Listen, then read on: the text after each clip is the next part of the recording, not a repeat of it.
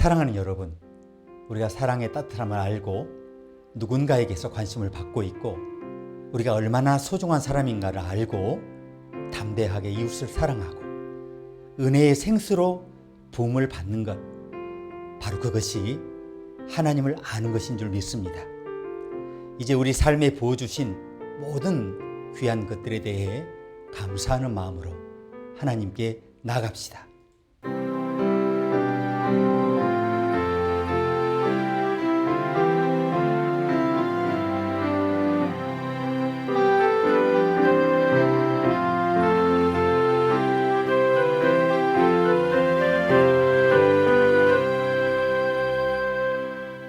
하늘에 계신 주님, 주님의 이름이 놀랍고 영광스러움을 고백합니다. 우리 모두가 영광의 왕이신 주님의 기이한 일을 노래하며 주님을 경배합니다. 우리가 주님의 능력이 충만하지 않고는 아무것도 할 수 없음을 고백합니다. 우리가 평생에 걸쳐 주님의 대사로 살아가며 주님의 영광이 우리 삶에 빛날 수 있도록 축복하여 주시옵소서. 여기 있는 누구도 빈손으로 가지 않게 해주십시오. 예배 가운데 우리와 함께 하셔서 주님 앞에서 충만한 시간이 되게 하여 주시옵소서. 예수님의 이름으로 기도합니다. 아멘.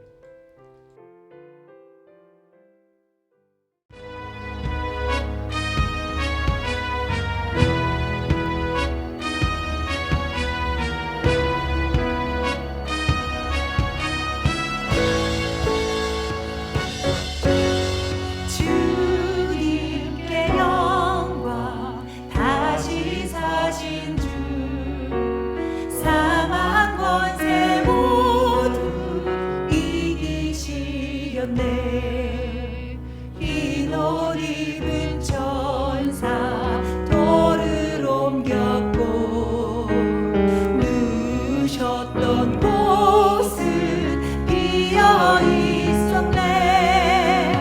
주님께 영광 다시 사신 주 사망 권세 모두 이기시렸네.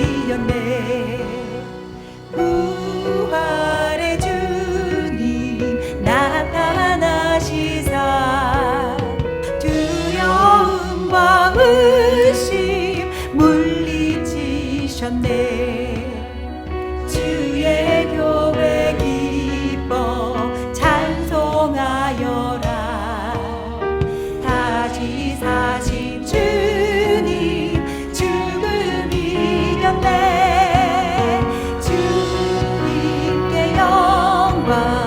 다시 사신 주 사망 권세 모두 이기시렸네.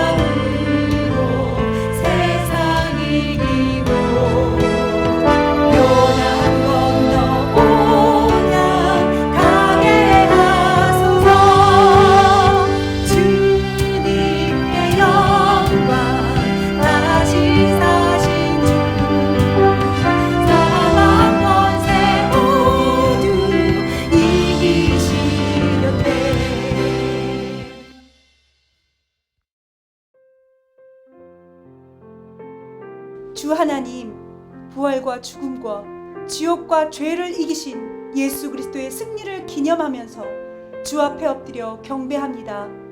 이 시간 우리가 죽임을 당한 어린 양이 능력과 부와 지혜와 힘과 존귀와 영광과 찬송을 받으시기에 합당하시도다 라고 외칩니다. 주 예수님은 만왕의 왕이시며 죽임을 이기시고 승리를 쟁취하신 만주의 주가 되심으로 모든 피조물이 주님 앞에 경배합니다. 우리의 실패한 노력과 억눌린 감정을 판단하지 않으시고 우리 삶에 치유의 사랑을 가득 부어주시니 감사합니다. 우리가 삶의 힘든 순간에 주님을 찾도록 도와주시고 고난의 시기에 주님의 약속의 위로와 진리를 기억하도록 도와주시옵소서. 우리가 평생 주님을 쫓고 문제를 극복하고 승리하며 소망 가운데 그 무엇과도 바꿀 수 없는 주님의 평화를 경험하게 하여 주시옵소서.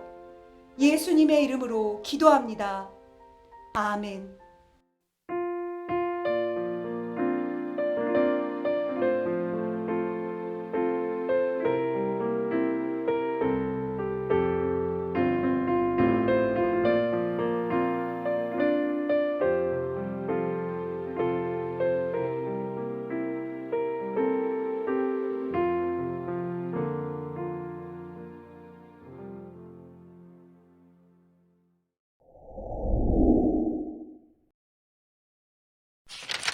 베드로가 입을 열어 말하되 내가 참으로 하나님은 사람의 외모를 보지 아니하시고 각 나라 중 하나님을 경외하며 의를 행하는 사람은 다 받으시는 줄 깨달았도다. 만유의 주 되신 예수 그리스도로 말미암아 화평의 복음을 전하사 이스라엘 자손들에게 보내신 말씀 곧 요한이 그 세례를 판포한 후에 갈릴리에서 시작하여 온 유대에 두루 전파된 그것을 너희도 알거니와 하나님이 나사렛 예수에게 성령과 능력을 기름 붓듯 하셨음에 그가 두루 다니시며 선한 일을 행하시고 마귀에게 눌린 모든 사람을 고치셨으니 이는 하나님이 함께 하셨음이라. 우리는 유대인의 땅과 예루살렘에서 그가 행하신 모든 일의 증인이라. 그를 그들이 나무에 달아 죽였으나 하나님이 사흘 만에 다시 살리사 나타내시되 모든 백성에게 하신 것이 아니요 오직 미리 택하신 증인 곧 죽은 자 가운데서 부활하신 후 그를 모시고 음식을 먹은 우리에게 하신 것이라. 우리에게 명하사 백성에게 전도하되 하나님이 살아있는 자와 죽은 자의 재판장으로 정하신 자가 곧 이 사람인 것을 증언하게 하셨고 그에 대하여 모든 선지자도 증언하되 그를 믿는 사람들이 다 그의 이름을 힘입어 죄 사함을 받는다 하였느니라.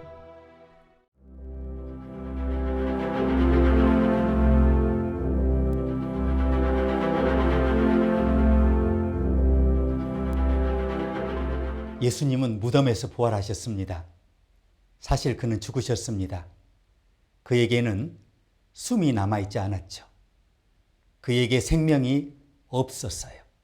예수님은 철저히 이렇게 보호된 무덤에 봉인되셔서 그를 죽인 자들에게조차 이미 잊혀지고 그의 가장 가까운 제자들의 통곡 속에서 땅 속에서 썩어가고 있었습니다.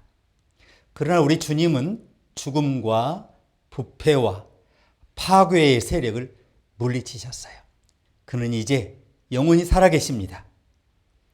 부활절의 의미를 숙고하는 의미에서 몇 년 전에 한 그 하원 의원에게 있었던 일을 소개해드리고 싶습니다. 한 남성이 치열했던 미국 하원 의원 선거에 승리한 의원에게 다가갔어요. 이 남자는 그의 등을 두드리며 이렇게 말했다는 거죠. 의원님이 이길 줄 알았더라면 의원님께 투표했을 텐데요.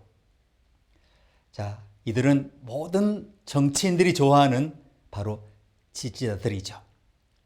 자, 당신이 이길 줄 알았더라면 당신에게 투표했을 텐데요.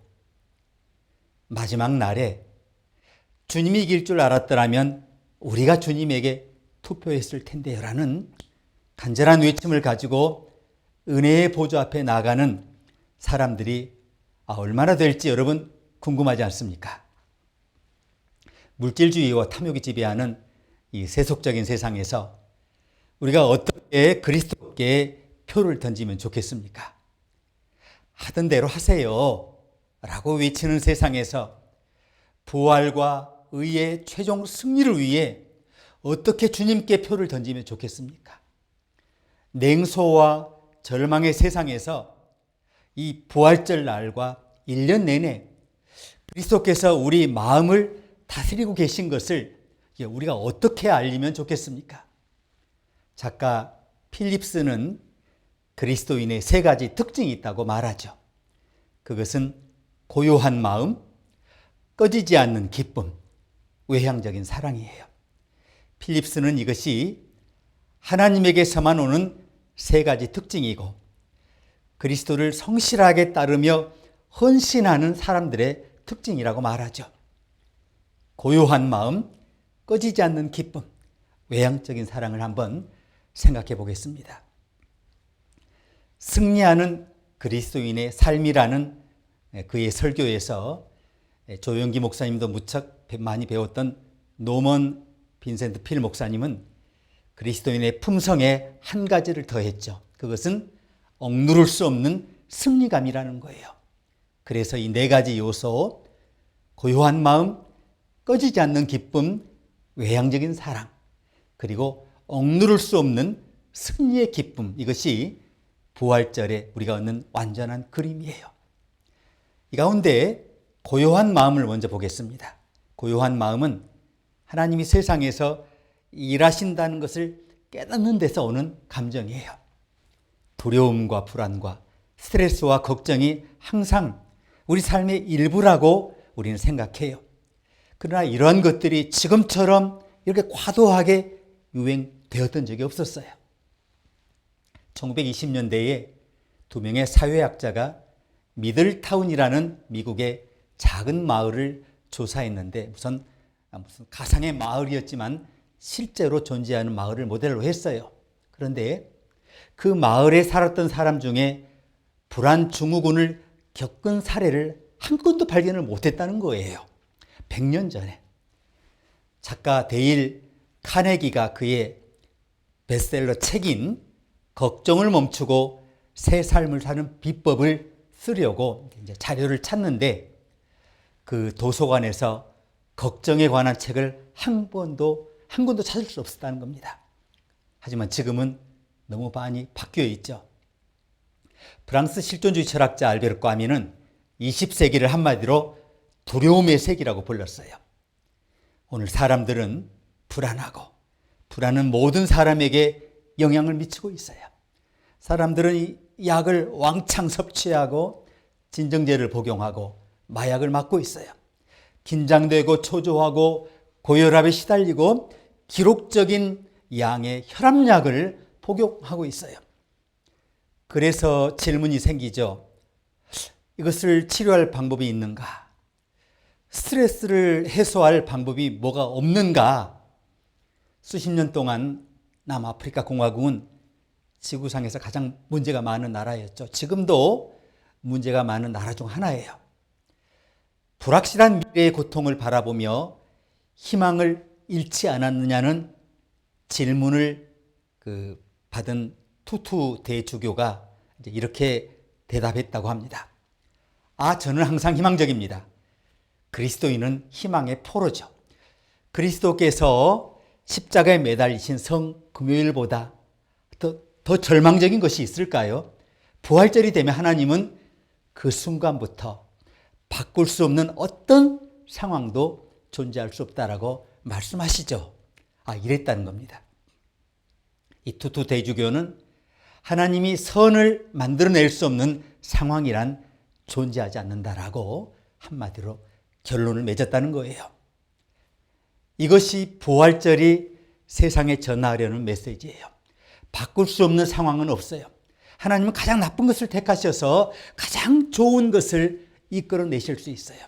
하나님은 겸손한 자를 일으키시며 마음이 상한 자를 위로하시며 죄를 아름다움으로 약함을 힘으로 사망을 생명으로 바꾸실 수 있어요. 가장 절망적인 상황에서 하나님이 우리 삶에 들어오시면 갑자기 희망이 샘솟기 시작한다는 거예요. 두 남자가 여리고의 맹인들을 고치신 예수님을 묘사한 그림이 있는데요. 그 그림을 공부하는 두 사람이 그림의 아름다움과 그 디테일에 깊은 감동을 받았다고 해요. 근데 그 중에 한 남자가 더 깊은 것을 알아차렸어요. 그는 그림 속에 그 거리에 버려진 지팡이에 주목했어요. 그림 속의 두 맹인은 예수님이 그곳을 지나가신다는 소식을 듣고 거리에서 구걸하고 있었겠지요. 그들이 예수님께 다가갈 때 맹인 중 한 사람이 지팡이를 버려두고 갔다는 거예요. 그는 예수님에 대한 믿음이 너무 커서 주님을 만난 후에 더 이상 지팡이가 필요하지 않을 것이라고 믿었다는 겁니다. 이것이 부활신앙의 전부예요. 그것이 희망이에요. 우리는 부활절의 영광을 되새길 때 더 큰 일에 대한 하나님의 약속에 우리가 이렇게 숙연하게 되죠. 이것이 부활 생명의 첫 번째 특징인 고요한 마음이고요.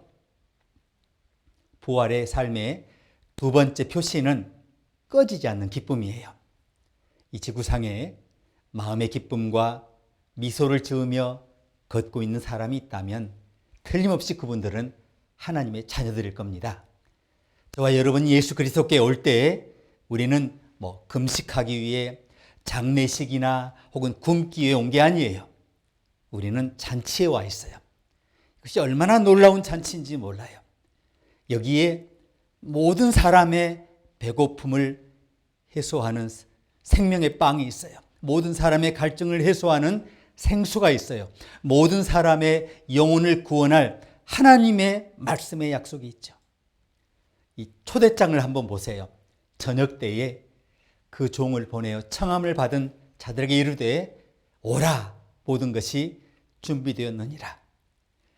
이 말씀에 우리가 원하는 두 마디가 들어있잖아요. 모두라는 단어와 준비되었다는 단어예요. 하나님은 이미 먹을 것을 준비하셨어요. 하나님은 이미 식탁을 준비하셨어요. 하나님은 우리가 구원받고 그분과 교제하는 데 필요한 모든 것을 완료하셨어요. 이제 모든 것이 준비되었어요. 우리는 이 초대를 수락하기만 하면 돼요. 하나님이 초대하신 모든 초대장에 RSVP라는 글자가 새겨져 있죠. 여러분과 저의 이름으로 예약된 테이블이 있어요. 여기 우리 초대장이 있어요.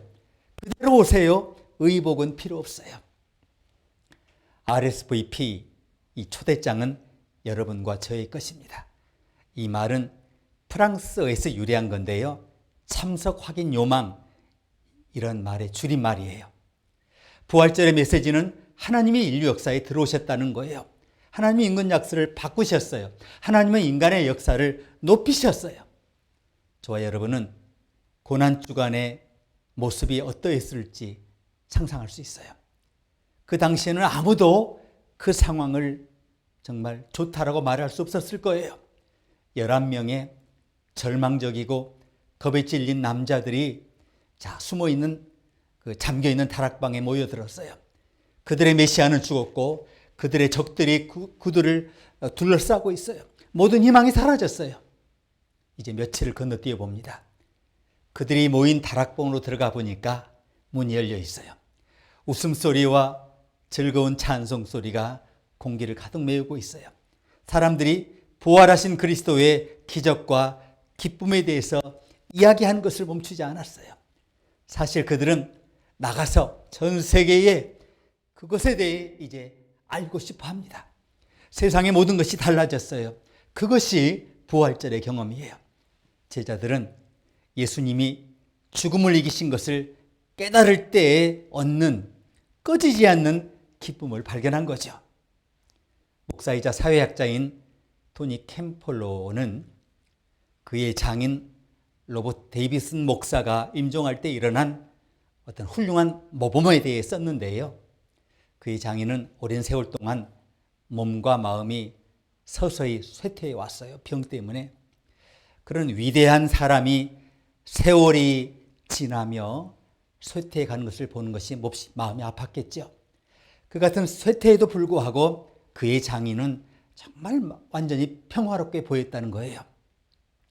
어느 날 아침 그 자기 장모님이 그 남편이 그리스도 고린도전서 15장을 다음과 같은 분명하고 강한 목소리로 낭독하는 것을 들었다는 겁니다. 사망아, 너의 이기는 것이 어디 있느냐? 사망아, 너의 쏘는 것이 어디 있느냐? 사망에 쏘는 것은 죄요, 죄의 권능은 율법이니라. 우리 주 예수 그리스도로 말미암아 우리에게 이김을 주시는 하나님께 감사하노라. 그 장인 데이비슨 목사는 그 성경 구절을 3번 반복한 후에 평안히 눈을 감았다는 겁니다. 하나님의 보좌 앞에 섰을 때 당신이 이길 줄 알았더라면 당신에게 표를 주었을 텐데라고 말할 필요가 없는 사람들이 있어요. 바로 데이비슨 목사님 같은 분이 그런 분이었어요. 그분은 삶과 죽음에서 모두 예수 그리스도에게 표를 던졌어요. 고요한 마음, 꺼지지 않는 기쁨, 그리고 밖으로 표현되는 사랑의 부활 신앙이 우리 삶에 들어올 때 우리도 변화된 제자들처럼 부활절의 메시지와 의미를 세상과 나눌 수 있게 돼요. 그것은 요한복음 3장 16절에서 하나님이 세상을 이처럼 사랑하사 독생자를 주셨으니 이는 저를 믿는 자마다 멸망치 않고 영생을 얻게 하려 하심이니라 말씀하는 것처럼 모든 사람이 알기를 원하는 거예요. 그리고 이제 한 가지가 더 있어요. 억누를 수 없는 승리의 감각. 기독교인은 인간 역사의 결말, 이 이야기의 끝, 하나님의 승리를 알고 있어요. 그런데 이 승리가 언제 어디서 이루어집니까? 고린도후서 2장 14절은 하나님이 항상 우리를 그리스도 안에서 이기게 하시느니라고 말씀해요. 먼저 시점이 있죠. 그 다음 장소가 나와요. 항상 우리를 그리스도 안에서 이기게 하시고 우리로 말미암아 각처에서 그리스도라는 냄새를 나타내시는 하나님께 감사하노라. 상황이 어떻든 하나님의 자녀가 온전한 승리 가운데 살 수 없는 장소는 없어요. 장군의 승리가 국가의 승리죠. 장군이 이기면 국민이 이겨요. 장군이 이기면 정부가 이겨요. 장군이 이기면 나라가 이기죠. 마찬가지로 예수님은 단지 승리를 얻기 오신 게 아니에요. 예수님은 승리를 우리에게 안겨주시려고 오셨어요. 이제 우리는 누가 우리에게 승리를 주시는지를 알아요. 그러나 무엇이 승리를 안겨줍니까? 요한복음 5장 4절을 들어보세요. 무릇 하나님께로서 난 자마다 세상을 이기느니라. 세상을 이긴 이김은 이것이니 우리의 믿음이니라. 그렇다고 해서 우리 삶에 반대나 어려움, 역경 혹은 문제가 전혀 없을 거라는 의미는 아니에요. 언젠가 타임지는 제2차 세계대전 중에 승리의 날을 기념하는 기사를 실었는데요. 연합군 병사들이 나치 수용소를 습격했을 때 수천 명의 아프고 굶주린 민간인과 군인들을 이렇게 해방시킬 수 있었다고 해요. 그 가운데 한 군인은 살 가망이 전혀 없었다고 해요.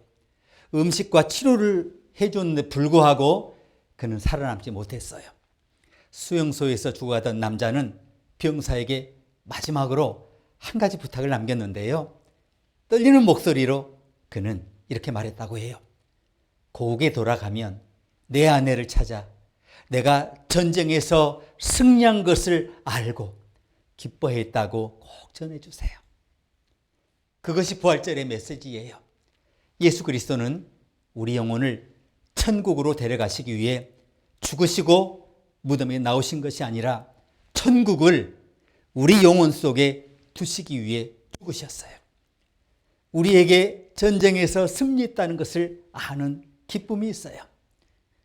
우리는 더 이상 두려움과 패배 속에서 살 필요가 없어요. 바로 지금 예수님은 살아계시고 하나님은 인류 역사에 역사하고 계세요. 그래서 하나님의 은혜로 바꿀 수 없는 상황이라는 것이 전혀 존재할 수가 없어요. 스포츠 선수가 경기에서 이기면 어떤 당한 부상도 더 이상 아프지 않아요. 그리스도를 믿는 자들에게 그것은 사실이에요. 신약의 간증은 부활절 승리는 시작에 불과하다고 말씀해요. 예수님은 하나님 나라를 세우시기 위해 다시 오실 텐데요. 그는 이 세상에서 악의 세력을 제거하실 겁니다. 더 이상 괴로움이나 고통이나 공허함이나 죽음이 완전히 사라질 것입니다. 우리는 부활을 1년에 한 주일로 한정할 필요가 없어요. 우리는 매일매일 부활의 기쁨을 누려야 해요. 우리는 언제든 부활의 찬송을 부를 수 있어야 해요. 그리고 모든 사람들이 고요한 마음, 꺼지지 않는 기쁨, 넘치는 사랑, 억누를 수 없는 승리의 감각을 보고 부활의 진리를 알게 될 것입니다. 우리는 하나님 앞에 설 때에 더 이상 이렇게 말할 필요가 없어요. 당신이 이길 줄 알았더라면, 이 은혜가 저와 여러분에게 이 한 주간 내내 함께 하시기를 축원합니다. 함께 기도하시겠습니다.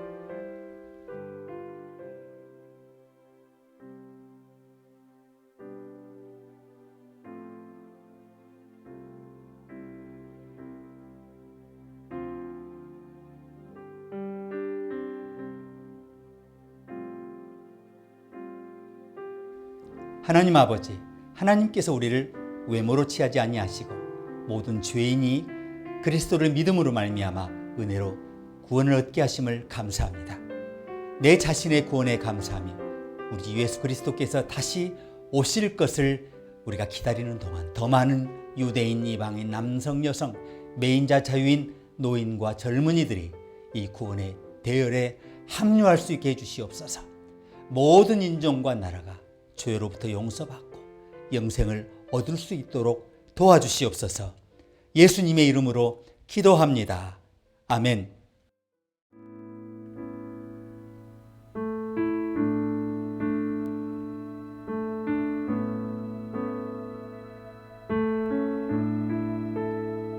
깊은 절망의 수렁 가운데 주님께 닿을 수 없던 우리, 어두운 밤 중에 하늘을 향해 주의 이름 나 부를 때, 어둠을 뚫고 오신 주 사랑 나의 절망 거두셨네.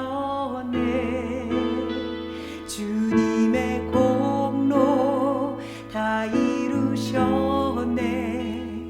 주 예수 나의 산소망.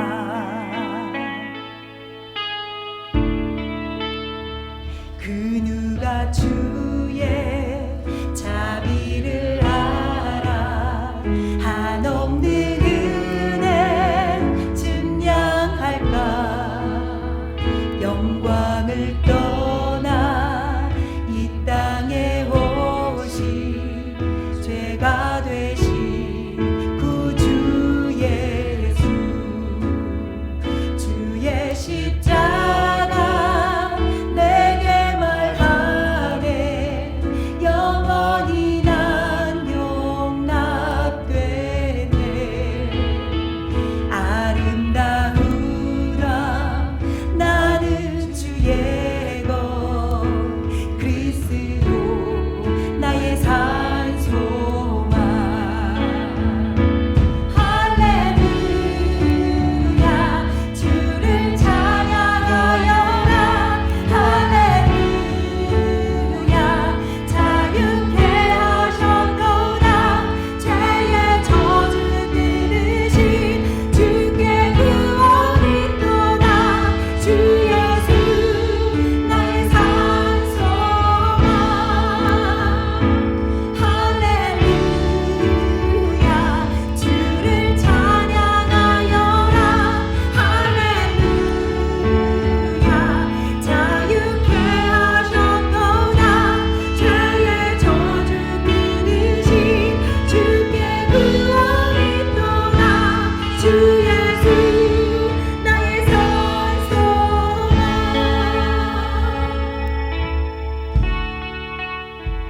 언약된 아침 장사된 몸에 부활의 호흡 시작됐네. 유다의 사자 위험찬 선포, 사막이 무너졌도다. 이제 사망은 무덤이 더는 우리를 주장할 수 없네. 유다의